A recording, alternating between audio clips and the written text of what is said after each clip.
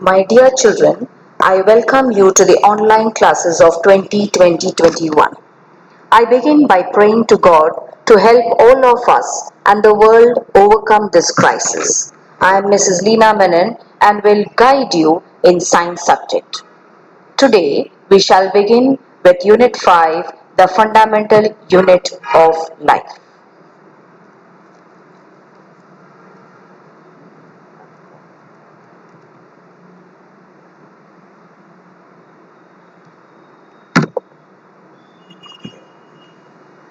In 1665, Robert Hooke made a chance observation through a self-designed microscope. He was actually observing a thin slice of cork, which resembled the structure of a honeycomb, consisting of many compartments. Now you will ask me, what is a cork? A cork is a substance which comes from the bark of a tree. These boxes he termed as cell, and in Latin it means a little room. A small experiment, we do it in our lab in order to observe these cells in an onion peel. And for that, we take a small piece from an onion bulb and we peel off the epidermal layer of the onion. This layer, we immediately put it in a watch glass and put some drops of water and stain it with saffron in solution. Slowly we take this piece and put it on a slide, cover it with a cover slip, and we see that air bubble should not be embedded in it. And when we look into through the microscope, we can see the structure of the cells of an onion peel. Now this is what Robert Hooke observed. He only observed a cell because it was only a primary microscope that he used because it was self-made. He was not able to observe the nucleus. Now, what do we understand from this?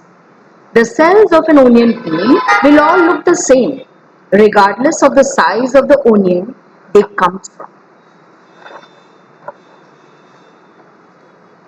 Now, if we talk about the cells of an onion, they are very, very small structures and they are the basic building units of the onion bulb. These structures are called as cells. I just want to explain to you that suppose a house is being constructed, we take a brick, we take another one and yet another one, and slowly the house gets constructed no matter whatever the design. Similarly, these small structures are the basic building units of the onion bulb, and these structures are what we call as cells. It's not only onions, but all the organisms that we observed around us are made up of cells. Now we would like to see the sequence of discoveries that were made later on. In 1665, Robert Hooke discovered the cells and he observed the cells in a cork slice with the help of a primitive microscope. In 1674, Leeuwenhoek, with the improved microscope, discovered the free living cells in pond water for the first time. It was Robert Brown in 1831 who discovered the nucleus in the cell. And in 1839, Purkinje coined the term protoplasm for the fluid substance of the cell. Two biologists, Schulden and Swan, 1838 and 1839 respectively, formulated the cell theory. Now what is the cell theory? They proposed that all the plants and animals are composed of cells and that the cell is the basic unit of life. In 1855, Virchow further expanded the cell theory. He suggested that all cells arise from pre-existing cells. 1940, was the discovery of the electron microscope. And this made us possible to observe and understand the complex structure of the cell and its various organelles. In short, the invention of the magnifying lens led to the discovery of the microscopic world. Now when we talk about the organisms, now if you can see, this is a cell, and later on with a better microscope you could see the nucleus also inside the cell. So when we do the experiment of an onion peel, we will be exactly able to see this under the microscope with the nucleus in it. Now when we are talking about organisms, we classify them as unicellular organism and a multicellular organism. An organism in which a single cell may constitute a whole organism is called a unicellular organism. And many cells, if I talk about a multicellular organism, I could say many cells group together in a single body and assume different functions in it to form various parts. It's called as multicellular organism. Now, in a unicellular organism, it is a single cell which does all the functions of the body. Whereas in a multicellular organism, there are different cells to perform different functions of the body. Now in a unicellular organism, the shape and the size of all the cells are almost the same. Whereas in a multicellular organism, the shape and size of cells are different according to the functions and place they are located. Now you'll be wondering, where do you see these unicellular organisms? Take a stagnant pond, stagnant water. Amoeba, you find in that unicellular organisms like amoeba, Paramosia, Chlamydomonas, certain bacteria. In multicellular organisms, some examples are some fungi, plants, animals. These are all examples of multicellular organisms. Now, if you see this picture, you can identify a single cell, and then you can see a group of cells. Now, these group of cells have differentiated themselves. When I say differentiated, they have taken different shape according to the type of function that they will perform and the place where they are located. For example, you can see the muscle cell, you can see the blood cell, you can see the fat cell, you can see the ovum. The nerve cell is there in your textbook, that is page number 58, figure 5.3, the nerve cells. All of them have assumed different shapes according to the type that they are going to perform. So in short, we can say the cells have differentiated themselves, made a difference. Now each living cell has a capacity to perform certain basic functions that are characteristic of all living forms. And so there is division of labor in multicellular organisms such as human beings. You know what's the meaning of division? In our house we divide our work. I'll be doing this work for the house, and mommy does this and daddy does this, my brother does this, my sister does this. Similarly, this division of labor means that different parts of the human body perform different functions. The human body has a heart to pump blood, a stomach to digest food, and so on. Similarly, the division of labor is also seen within a single cell also. For example, we take the case of amoeba. Amoeba is made up of only one cell. It's such a small microorganism.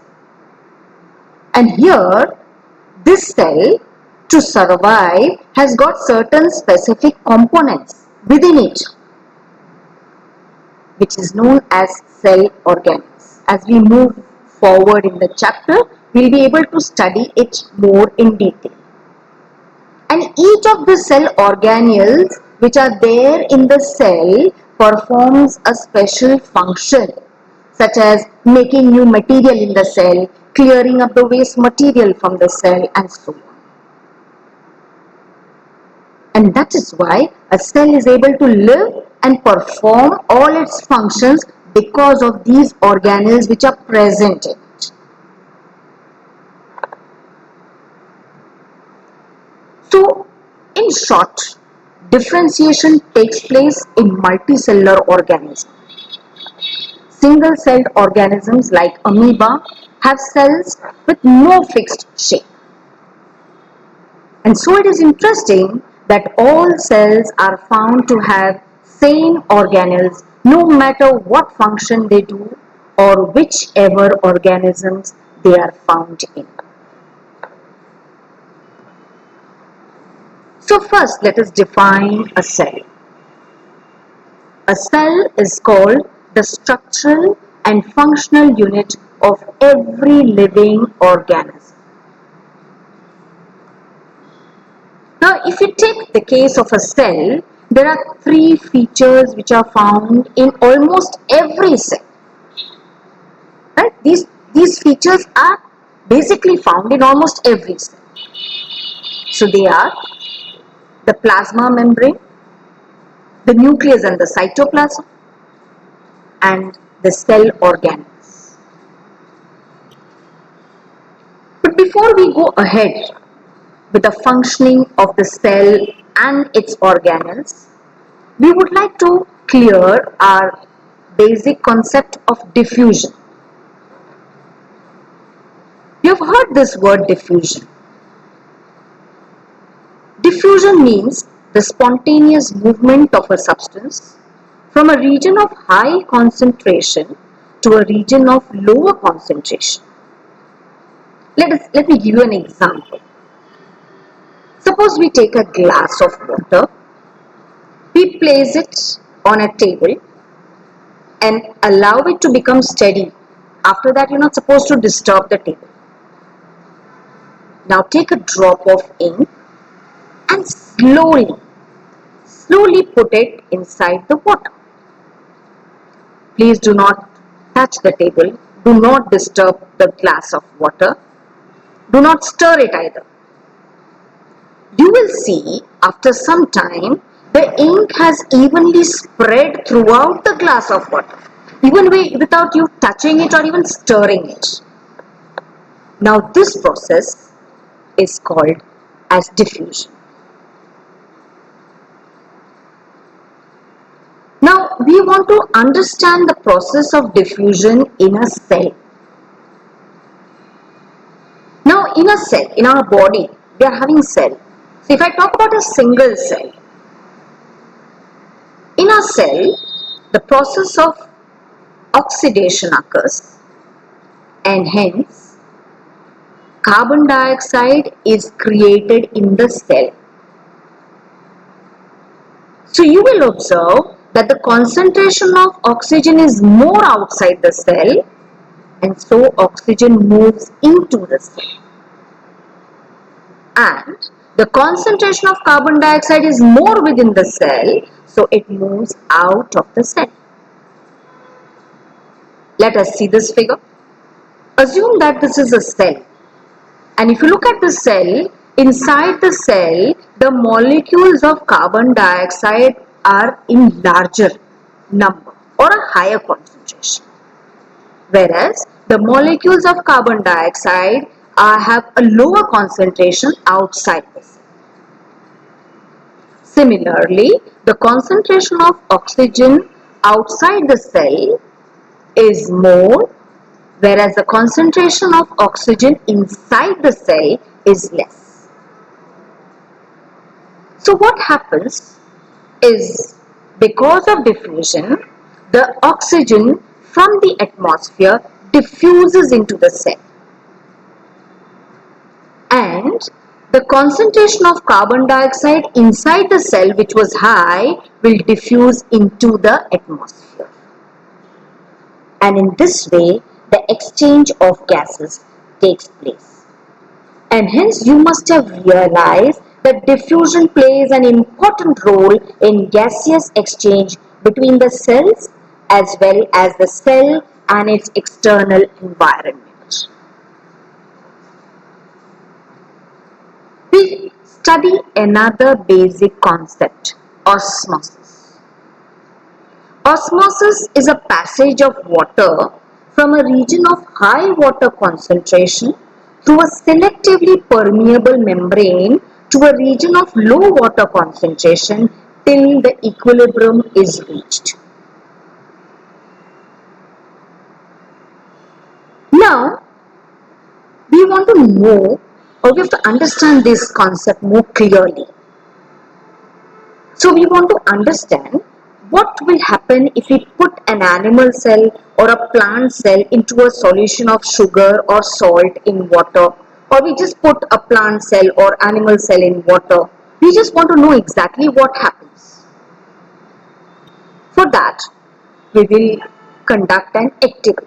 This activity you can even do it at home. Now, as you have seen over here, we have taken a glass of water. We put inside it some dry grapes.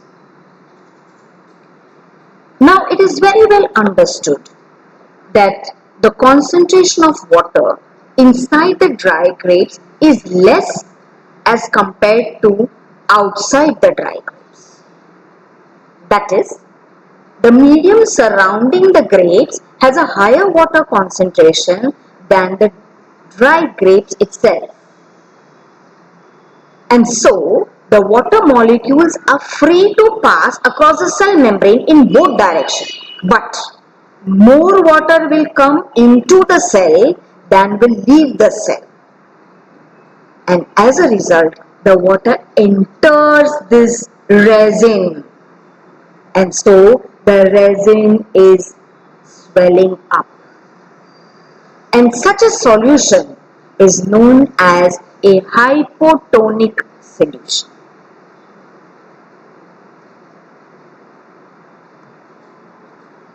We see the next case. Again, I've taken a glass of water. I've taken those swollen grapes and put it inside. We'll keep it aside for some time and observe what happens. You will see there is no change in the size of the resins now. And the reason is because the flow of water inside and outside the resins is the same. Resins means the dry grapes is the same. So there is no change in size of the dry grapes as the concentration of water inside the swollen grapes and outside is the same. In short, water crosses the cell membrane in both the directions, but the amount going in is the same as the amount going out. So there is no overall movement of water. And such a solution is known as an isotonic solution. Let us look at a third case. Here again, we have taken a glass of water, put inside some salt, stirred it, and made a salt solution out of it. You can even take sugar and put it. Now we have a salt solution inside this glass of water. I took those swollen grapes and put it inside this glass of salt solution and kept it aside for some time. What do we observe? The dry grapes, the grapes which were swollen have dried. They have shrunk in size because the medium has a lower concentration of water than the dry grapes, meaning that it is very concentrated solution. So, the dry grapes will lose the water by osmosis.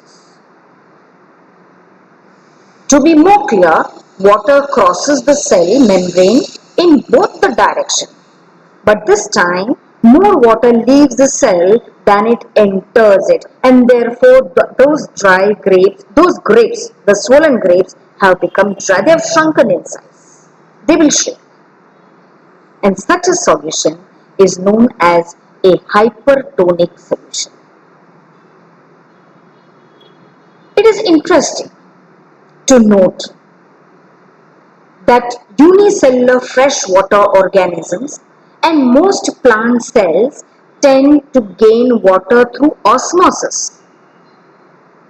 Absorption of water by plant root is also an example of osmosis, and that is why we have to be very clear to understand what is this osmosis.